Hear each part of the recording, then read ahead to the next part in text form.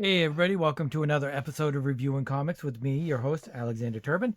Today we're going to be going over A versus X, A Babies versus X Babies by Marvel. But before we get into that, I'd like to show you some of my own comics. It's random access, and especially this month, this is actually last month, but this month is, we're doing a special Inktober issue. And if I could ever get this open, and we've got different prompts, and the whole point of the comic book is for October is approved by the Comics Code Authority censorship. And so the whole prompts, a lot of the prompts, not all of them, some of them are just fun, whatever, but a lot of the prompts are like FCC, First Amendment, Comics Code Authority, stuff like that, 1984. But some of them are like werewolves, blood desert, sword and sorcery, stuff like that. So there's some fun ones mixed in there. But anybody that does any of these Inktober prompts, if you let me know somehow, either on Instagram or Facebook or wherever, just let me know about it, and it will go into October's issue of Random Access. So that's all I'm going to say about that right now, because I kind of want to get into this X Babies. So X Babies, or rather A versus X, spawned from X Babies. And X Babies is one of my guilty pleasures. I know they're dumb. I know they're stupid.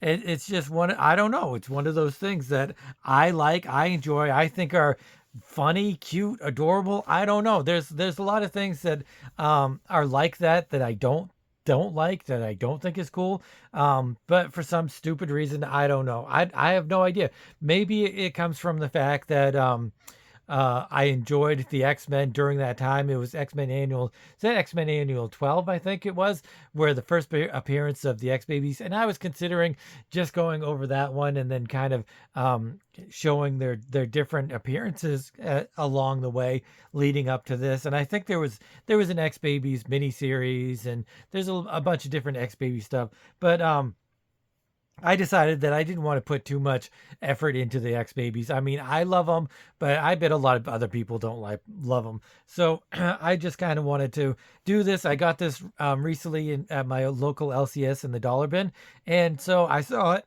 and I was like, hey, I need to read it because I do love the X Babies for some stupid reason.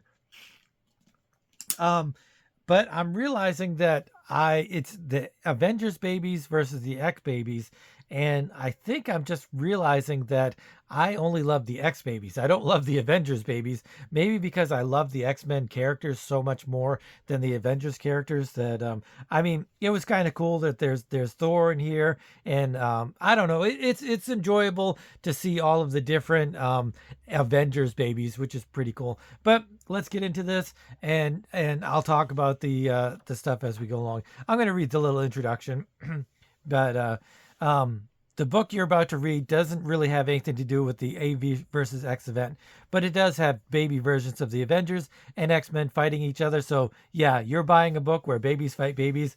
What does that have to say about you? It says a lot about me. I love baby jokes. I love babies fighting, and so it's cool. Um, but also, I guess the X Babies they didn't start off as a crossover, but I also like the A versus X crossovers. I love crossovers. I know a lot of people talked about how Marvel in particular crossed over so many times. We had to get all of these different issues to figure out what was going on. But I never really thought that. I never really thought that I had to get Daredevil, blah, blah, blah, in order to enjoy the Inferno event or anything like that. I did. I do have those issues, but only because I normally got them. And so I don't think that you really, in those big events, I don't really think you have to get those individual comics. Or I know that there's completists out there. I'm kind of one of them a little bit.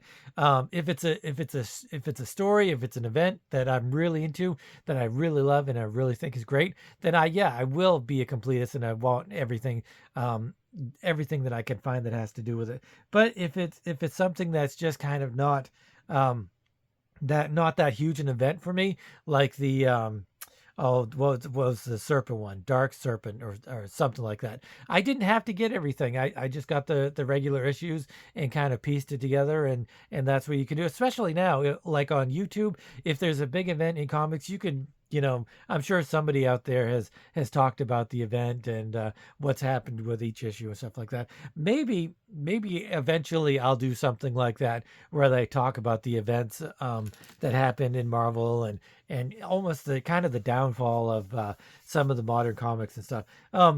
But anyway, let's get into this. It's this is came out in 2012, which is really a long time ago. I did not think that the A versus X came out that long ago. I think it probably was in 2011. It seems like a not that long ago, but it really kind of was. I mean, that's like almost 15 years ago. So that's quite a kind of a while. Um, so it shows Marvelous Meadows, and then it shows a city block, and Big Boy Words by Scotty Young, Pretty Pictures by Garuhu, I don't know who that is. Alphabet VC's Clayton Cowles, Babysitter Tom Brennan, Executive Babysitter Tom Brevoort, Babysitter in Chief Alex Alonso, Chief Creative Officer Joe Quesada, Publisher Dan Binkley, Executive Producer Alan Fine. So that's a lot of stuff.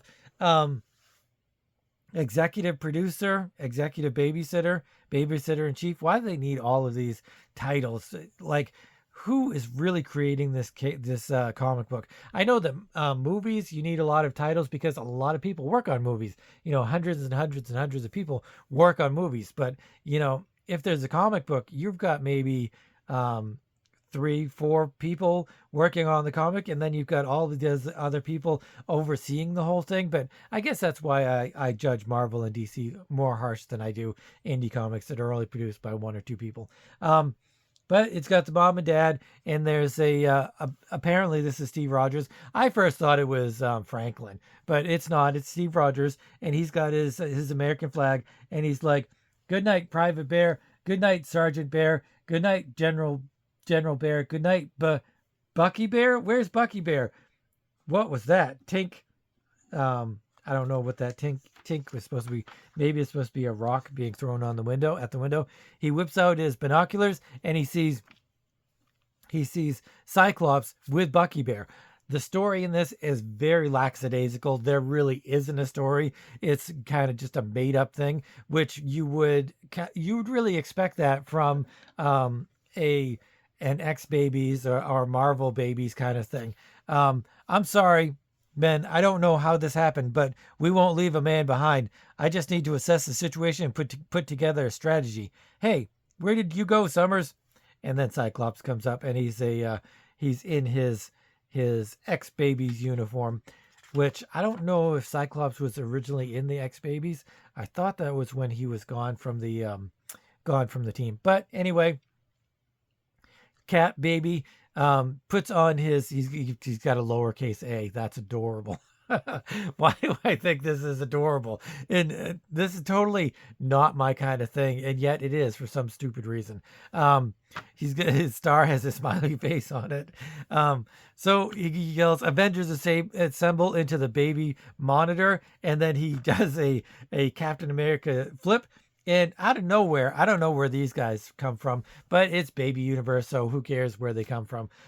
It's Iron Man Baby, it's Black Widow Baby, it's Hawkeye Baby, and Thor and Hulk Baby. So it's awesome where Hulk Baby, he kind of looks like one of the babies from South Park, and he grows up into giant Hulkness. And then somehow out of the pool rises a shield helicarrier. So hover carrier. So this is also they have it on the back page. This is after Avengers, so this is quite a bit after the MCU universe.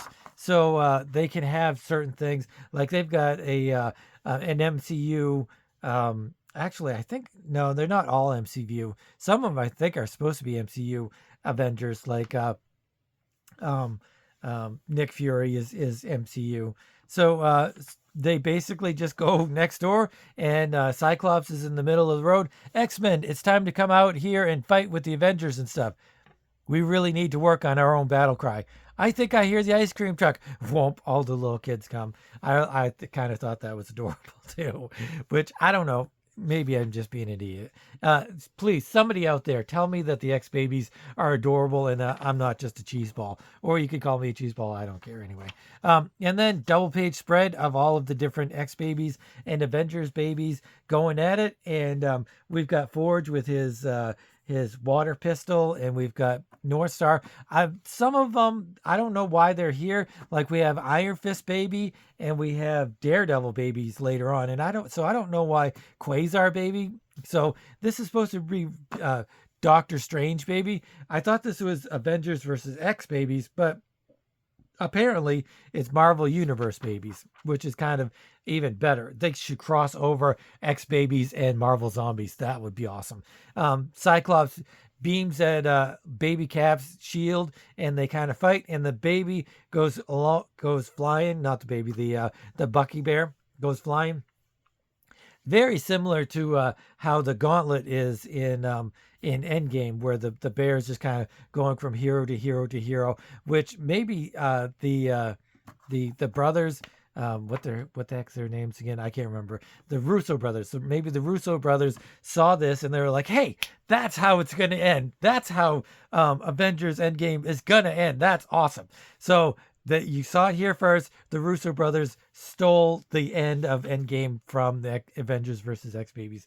Uh, Iron Man, he's got it last, and then Magneto, baby Magneto comes in and he rips open his armor, and yep.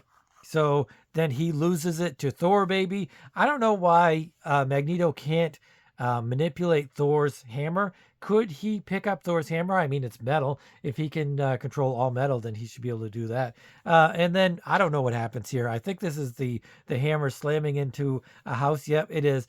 But it also slams into Wolverine baby. Wolverine baby tries to lift the hammer. He's like, "Hey, I can't. That's too heavy." And then Hulk comes in and smashes. Hulk baby comes and smashes, and it's a fantastic tribute to the Wolverine first appearance of Wolverine, where he fights the Incredible Hulk. But the Incredible Hulk throws him up into space, and he's like, this is just sucks."